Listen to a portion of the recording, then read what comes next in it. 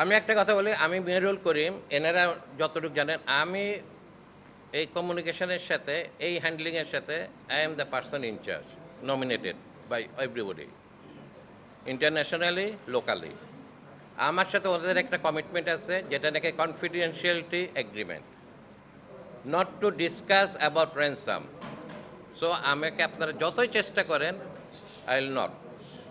এই ব্যাপারে আমি আপনাদের কাছে ক্ষমা চাচ্ছি। আমার কনফিডেন্সিয়াল এগ্রিমেন্ট অনুযায়ী আমি আপনাদের সাথে কিছুই শেয়ার করতে পারবো না, কারণ আমি এটা সাইন করেছি।